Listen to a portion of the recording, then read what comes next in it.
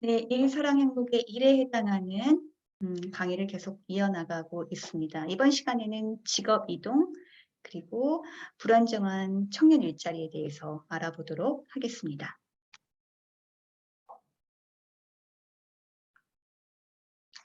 자, 먼저 직업 이동을 한번 정의를 내려보고자 하는데요.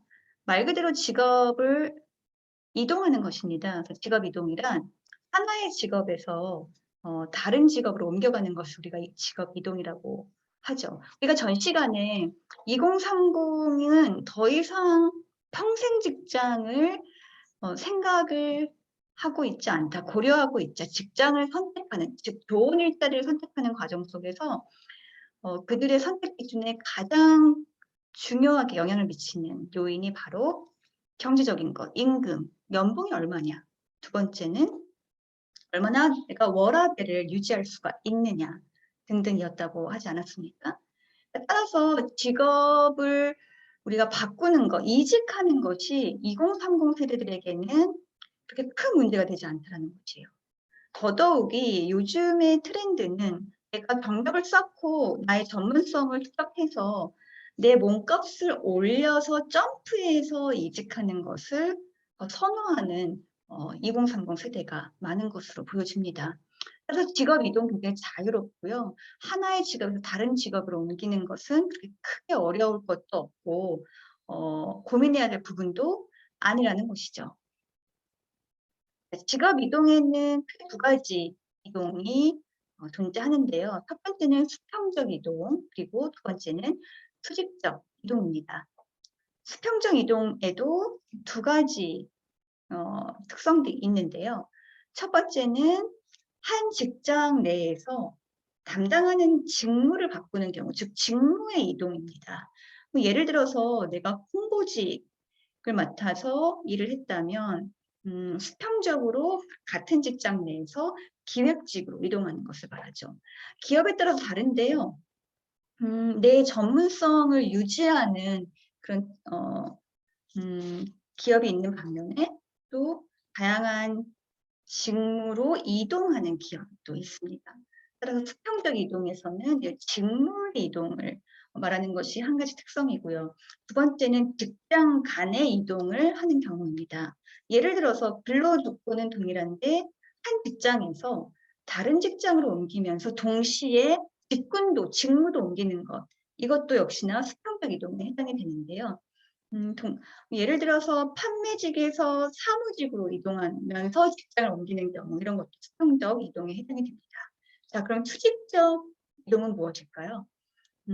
수직적 이동이 가지고 있는 가장 큰 특징은 직업의 보상, 즉 임금이나 근로 조건의 수직이 더 나아지는 경우를 말합니다. 즉 새롭게 진입한 직업의 보상과 근로 조건의 수준이 양적이나 질적인 면에서 이전 기업보다 더 나은 경우를 수직적 이동이라고 부르죠.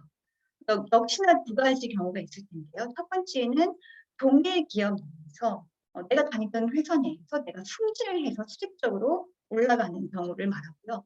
두 번째는 기업 간의 이동이 있지만 보상이나 근로 조건이 개선된 상황에서 이동하는 것을 바로 수직적 이동이라고 합니다. 직업 이동에 관련된 연구들이 많이 존재합니다. 국제적으로 또는 국내적으로 이 직업의 이동에 대한 연구를 하는 학자들이 많은데요. 그런 학자들이 주장하는 이론들을 좀 모아보았습니다. 첫 번째 대표적인 이론은 바로 기업 특수적 인적 자본 이론입니다. 이 기업 특수적 인적 자본 이론을 주창하는 학자들은 어떤 생각을 가지고 있느냐. 첫 번째, 근로자들은 이직 후 기업의 적합한 기술 습득을 위해서 집중적으로 훈련을 경험하죠. 모든 근로자들이 기업에 입사하게 되면은 다양한 훈련의 과정, 우리가 OT라고도 하고요, 트레이닝이라도 하고요, 이런 훈련의 과정을 경험하게 됩니다. 여기에서 이제 기술을 습득하기도 하고요, 기업의 문화를 빠르게 이해하기도 하고 다양한 것들을 습득을 하게 되죠. 결국 그 기업에 맞는 인재가 되기 위해서 노력하는 과정이라고 할 수가 있겠습니다. 결과적으로 근로자들은 이러한 기업 특수적인 인적 자본을 획득하게 됩니다. 이러한 훈련을 통해서. 그리고 이 인적 자본을 획득하게 되면은요, 이직으로 인한 비용이 기업 특수적인 인적 자본의 수준에 비례하여 증가하게 됩니다. 즉, 기업 특수적인 인적 자본이 계속 증가할 경우에 이직으로 인한 비용도 증가하는 상황이 발생을 한다는 것이죠. 근로자들은 기업 특수적 인적 자본을 축적하면 할수록, 즉 이 기업에 들어가서 더 많은 기술을 습득하고 훈련을 하면 할수록 인적 자본이 축적이 되는데, 이 축적을 하면 할수록 기업사의 이직에 필요한 높은 비용, 즉 내가 이직을 하고 싶어. 그런데 결국 비용은 계속 올라가게 되는 거죠. 한 기업에서 계속 인적 자본이 축적이 되니까요. 그래서 이직이 억제될 수밖에 없다라는 이런 논리적인 주장을 기업 특수적 인적 자본 이론에서는 하고 있습니다. 즉, 근로자가 이직 후 기술 습득을 많이 하고 훈련을 많이 하고 경험을 많이 할수록 이직이 어려워질 수 있다는 것입니다. 산업 특수적 인적 자본 이론이라는 것이 있는데요. 이것은 바로 산업 구조의 변화가 직업 이동을 통한 특정한 인적 자본 손실이나 프리미엄에 영향을 미친다는 것이에요. 손실됐던 프리미엄이 됐던 영향을 미친다는 것이죠. 서비스 산업 중심으로 산업 구조 변화와 정보통신 기술의 중심의 산업 구조 변화로 인해 특정 인적 자본의 손실 또는 프리미엄을 통해서 이 산업 특수적 인적 자본론을 설명을 할 수가 있습니다. 다음은 직업 이동과 인구학적 특성을 좀 알아볼 텐데요. 인구학적 특성은 여러 가지가 포함이 될 텐데, 가장 먼저 우리가 볼 것은 남성과 여성의 직업 이동입니다. 시대가 변화해서 뭐 남성 선호하는 직업, 여성이 선호하는 직업이 예전에 비해서는 그게 크게 구분되어지는 것 같지는 않아요. 하지만 직업 이동과 인구학적 특성을 우리가 봤을 때 여성과 남성의 이런 직업 이동에는 좀 차이가 있다는 것이죠. 보시면 첫 번째로 남성과 여성은 초기 이제 사회화 과정, 사회가 이제 만들어지는 이 시기부터 여성성과 남성성에 대해서 구별짓기를 학습하게 되는 것이에요. 여러분들 학교에 가거나 아니면은 뭐 그냥 사회 통념적으로 여성의 직업과 남성의 직업이 좀 다르다라는 생각 또는 통념 또는 우리가 학교 수업에서 예를 든다거나 뭐 학습을 한다거나 이런 것들을 통해서 굉장히 좀 다르다, 구별된다라는 인식을 하게 되는 것이죠. 그로 인해서 우리가 성장을 해서 사회인이 되었을 때, 성인이 되었을 때도 남성과 여성의 직업 선택, 그리고 경제활동 참여 시기 형태에도 이런 것들이 큰 영향을 미치게 된다는 것이에요. 우리가 보통 유치원에서 직업을 여러분들이 향후 되고 싶은 갖고 싶은 또는 이루고 싶은 직업의 의상을 입고 오세요 하는 커스텀 이런 이벤트 날을 한다 그러면은 여자아이들은 좀 여성성이 강조된, 그리고 남자아이들은 좀 남성성이 강조된 옷을 입고 오는 경우가 있다는 것이죠. 예를 들자면 여성성이 강조된 직업은 교사, 간호사 등이 있을 테고, 남성성이 강조된 직업은 기계를 만지는 직업이라든지 장치를 조작하는 직업이라든지 의사, 변호사 등등이 있을 텐데, 이거는 편견일 수 있거든요. 하지만 이미 한국 사회나 더 나아가서는 국제적인 사회에서도 이런 여성성과 남성성이 이 직업 이동에 존재한다는 것이에요. 두 번째는 인적 자본의 중요성을 이 직업 이동과 여성과 남성의 관계 속에서 굉장히 중요성을 강요한다는 것이죠. 남성은 이게 무슨 말이냐? 일반적으로 보편적으로 남성은 여성보다 조금 더 오랜 시간을 경제활동을 하고자 계획을 한다고 합니다. 여러분들 어떻게 생각할지 모르겠지만 저희 세대나 여러분들 부모님 세대만 해도요. 결혼을 하고 가정주부로서 이제 경제적 활동을 하지 않는 여성들이 굉장히 많았거든요.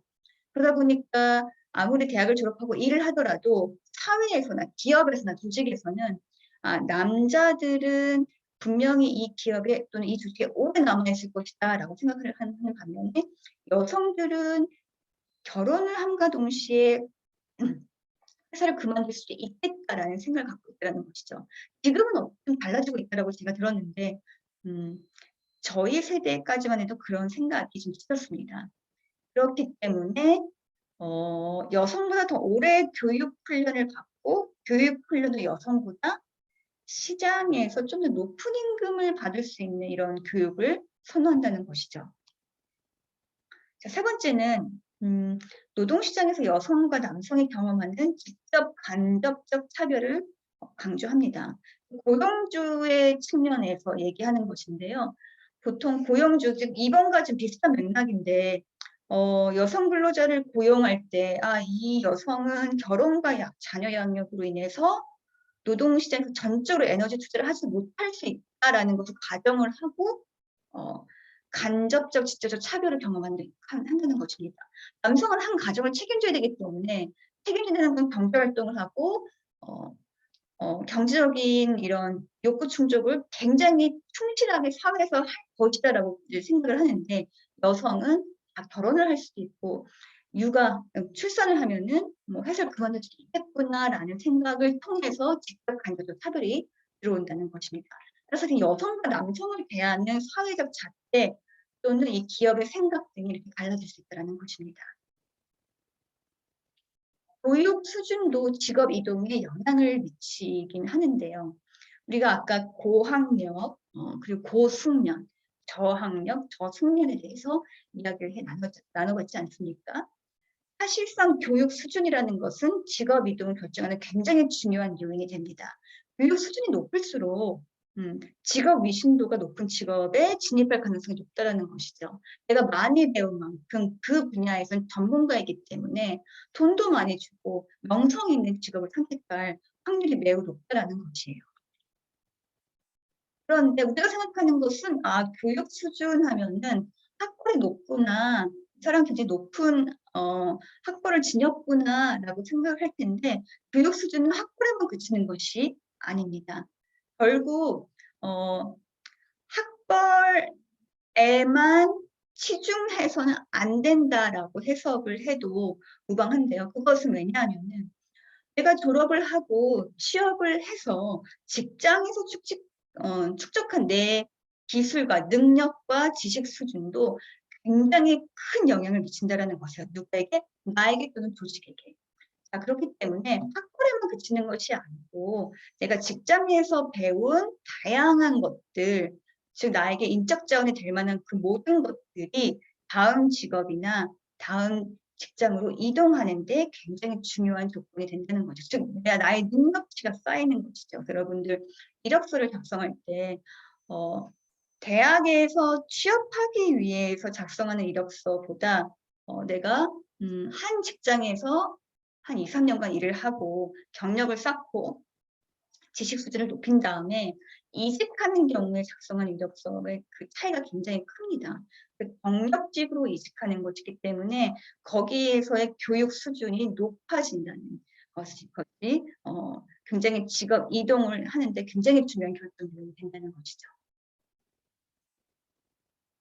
자, 직업의 선호와 직업을 선택하는 것도 우리가 좀 살펴보고자 하는데요. 개인이 선호하는 직업이 변화하고 있습니다. 뭐 똑같이 이제 여러분들 부모님 세대와 여러분들 세대를 비교해 보면은 선호하는 직장이 달라진다는 것이에요. 제가 학생들 여러 명 면담을 하다 보면은 저희 전공이 이제 저는 경제학부에 있기 때문에 경제학부 학생들을 많이 면담을 하게 되는데 그때마다 학생들은 저는 저희 부모님처럼 은행에 취업을 하고 싶습니다. 또는 저희 부모님께서 저에게 은행에 취업을 하라고 하십니다라고 이야기를 많이 들어요. 그런데 언젠가부터인가 한 2, 3년 전부터 그 얘기를 하는 학생들이 많이 줄어들고 있더라고요. 왜냐하면 선호하는 직업이 변화하는 곳이에요. 요즘에는 인터넷 뱅킹, 카카오 뱅킹 이렇게 AI를 겸비한 뱅킹으로 변화하는 이 시대에 우리가 부모님 세대 때 굉장히 인기가 좋았던 이런 상업은행에 취업한다는 것은 약간의 이런 지금 현재 산업구조에 맞지 않는 부분이 있거든요. 경제 구조가 변화하고 직업에 대한 가치관이 변화하기 시작을 했어요.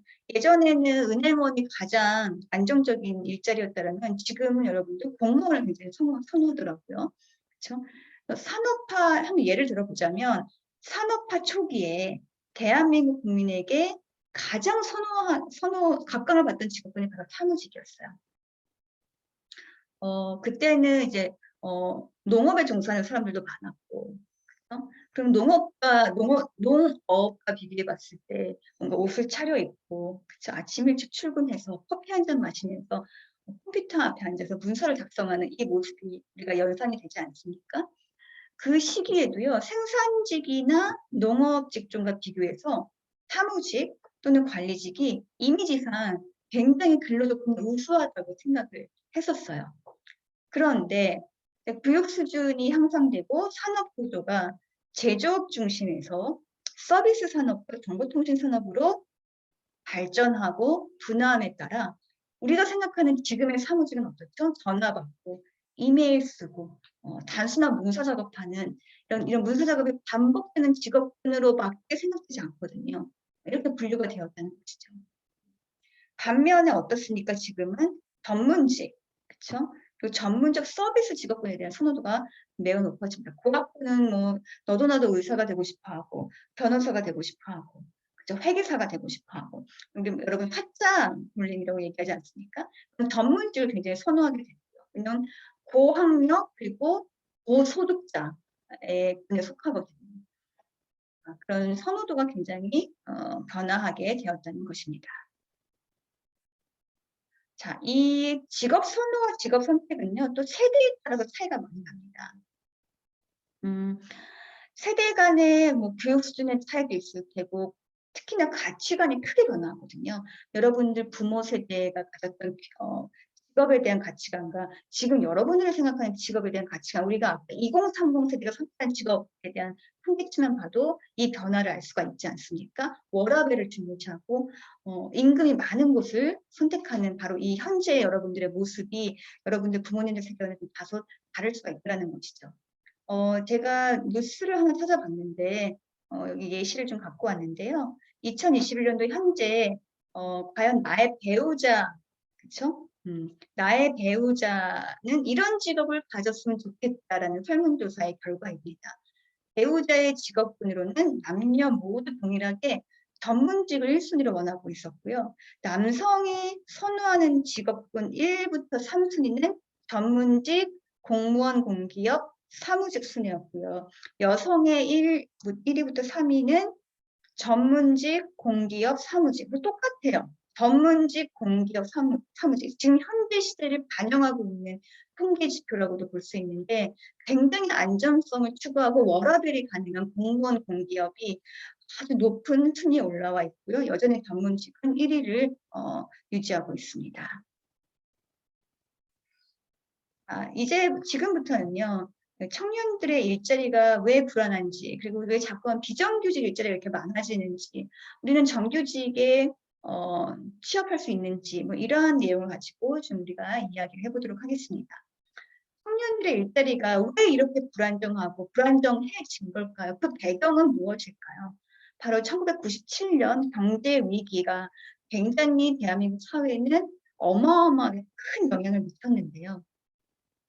1997년 경제 위기를 대한민국은 맞이하게 됩니다. IMF를 겪었다라는 시기가 바로 이 시기인데요. 경험을 하면서 노동시장에서 이 평생 일자리라는 말이 사라졌습니다. 여러분들 부모님 세대에는 대학을 갓 졸업한 신입 직원들이 기업에 입사해서 직업 훈련을 입수하고 은퇴할 때까지 즉 20몇 살에 입사해서 50대 후반, 60대 초반까지 한 직장을 다니는 거예요. 평생 한 직장에서 일하는 것이 바로 내가 기업에 충성하고 나라에 충성하고 내 가족을 위해서 내 한 몸 바쳐서 이런 것이 미덕이라고 생각을 했어요. 여러분들이 옛날 드라마를 좀 봐도 그런 모습이 좀 나오잖아요. 아버지의 모습, 아버지의 이미지는 가족을 위해 희생하고 한 직장, 평생 한 직장에서 충성을 맹세하는 그런 이미지가 있지 않습니까? 이게 바로 이 IMF 이전에 97년도 이전에는 이런 문화가 대부분이었어요. 그리고 평생 고용의 이념이 너무나도 강했죠. 조직 문화가요.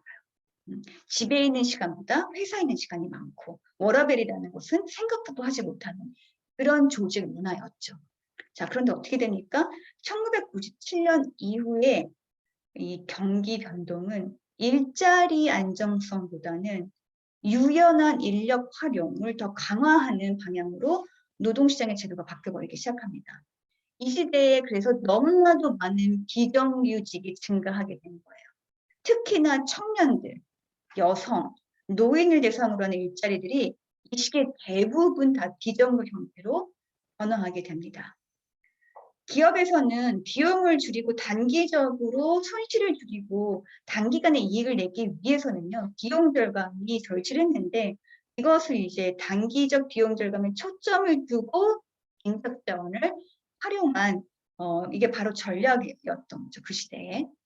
첨단 기술이나 지식을 필요로 하는 직업군들은 되려 굉장히 연봉이 높아졌고요. 그리고 높은 보상을 하는 일자리가 되어서 굉장히 양극화되었죠.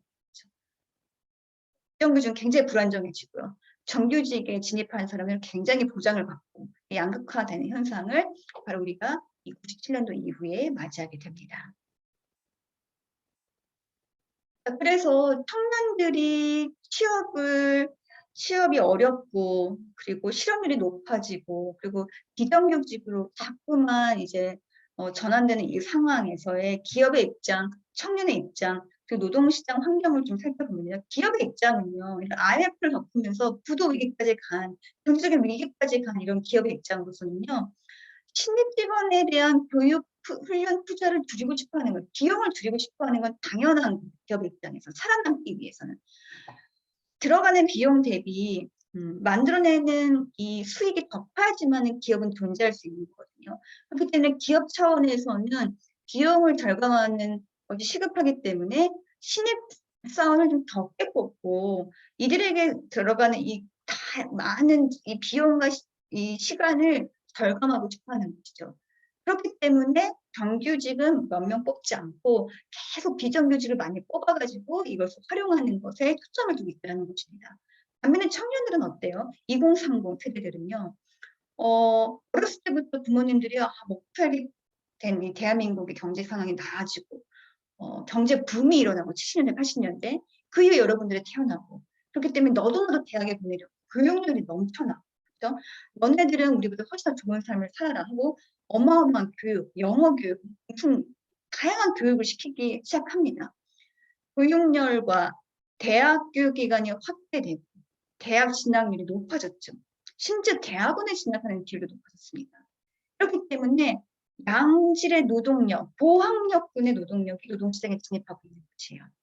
반면에 노동시장 환경은 어떠합니까? 여러분들 부모님 세대보다 더 악화되면 악화되었지 나아지지 않았다라는 이런 비판의 소리가 많은데 결국에 일자리와 청년 구직자들 간의 성공적인 조합을 만들어내지 못하고 있는 게 바로 현실이에요. 현재 시점입니다. 그래서 많은 청년들이 실업을 경험하고 있고요. 어쩔 수 없는 선택으로 비정규직의 일자리로 진입을 하고 있는 것이 현실입니다. 더 나아가서 어떤 일까지 벌어지고 있냐면요. 아까 얘기했던 그런 3D 업종의 고학력, 숙련 노동자들이 진입하기 꺼려하기 때문에 많은 외국인 노동자가 그 공백을 채웠다고 하지 않습니까? 외국인 노동자가 한국에 진입하여 취업한 지 이제 어느덧 10년, 수십 년이 되어 버린 거예요. 10년 이상, 20년 가까이 되기 때문에 이 외국인 근로자들이 꾸준히 한 기업에서 일을 했다면 이들의 경력은 이제 10년 이상이 되는 즉 매니저급, 중간 관리자급으로 올라갔다는 것이죠. 그런데 현재 2030 세대들이 대한민국 청년들이 취업할 곳이 없어. 나는 대학까지 나왔는데 3D 공장에 취업하는 사례가 늘어나고 있는 것이에요. 그래서 어떤 상황이 발생됩니까? 나의 보스가, 즉 나의 상사가 외국인 근로자가 되는 경우가 있다고 합니다. 즉 나의 매니저가 파키스탄에서 온 외국인 근로자, 내가 그 사람 밑에서 일을 하게 되는 내 상사가 외국인 근로자인 경우가 종종 있다고 합니다. 즉 결국에 노동시장 환경이 개선되지 못해서 이러한 상황들이 계속 발생을 하고 있는 것이죠. 자, 그렇다면 우리 청년 비정규직에서 전전긍긍하는 우리 청년들이 과연 정규직으로 전환할 수 있을까요? 매우 어려운 현실입니다. 왜냐하면은 이 노동시장의 구조가 만약에 내가 비정규직이어도 희망을 가지고 취업을 해서 경력을 쌓고 정규직이나 더 나은 일자리로 이동을 할 수만 있다. 환경이 조성이 된다. 그러면은 희망을 갖고 열심히 일을 하게 되겠죠. 현재로서 매우 어려운 현실이고요. 한 번 비정규직 근로자가 되면은 그게 계속 반복이 되고, 비정규직으로의 직업 이동이 되고, 계속 거기서 맴도는, 즉 비정규직 덫에 걸리는 상황이 지속이 되는 것이죠. 따라서 이 비정규직의 고용 불안정성을 이 사회에서 또는 정부에서 구원하는 제도 마련이 시급하다라고 볼 수가 있습니다. 여기까지가 직업 그리고 직업 이동 그리고 직업의 불안전성, 다양한 직업, 일에 관련된 내용으로 이번 주 수업을 진행해 봤는데요. 여러분 이번 주는 수업 강의 내용을 학습하시고 제가 지금 내드리는 이 문제를 강의 내용에 대한 문제를 풀어서 OX 퀴즈거든요. 알맞은 답을 온라인 캔버스로 들어가셔서 열린 게시판, 즉 일사랑 행복 열린 게시판에 제목에 이름과 학번을 달고 답만 O 또는 X 답만 써 넣어주시면 되겠습니다. 다음 주 월요일 밤 11시 59분까지 제출을 하셔야지만 출석이 인정이 됩니다. 자, 문제는 이렇습니다. 두 개의 문제가 있는데요. 첫 번째는 직업의 수평적 차원을 구성하는 요인은 사람들의 교육 수준, 임금 수준, 위신 또는 사회적 영향력이다. 맞으면 O, 틀리면 X를 표시하면 되겠습니다. 이번 문제는 기업 특수적 인적 자본 이론에 의하면 근로자들은 입직 후 기업에 적합한 기술습득을 위해 집중적 훈련을 경험하게 되며 결과적으로 근로자들은 기업 특수적인 인적 자본을 획득하게 되어 이직으로 인한 비용이 기업 특수적인 인적 자원의 수준에 비례하여 증가한다. 맞으면 O, 틀리면 X를 표시하면 되겠습니다. 자, 오늘 수업은 여기까지 하도록 하겠습니다. 감사합니다.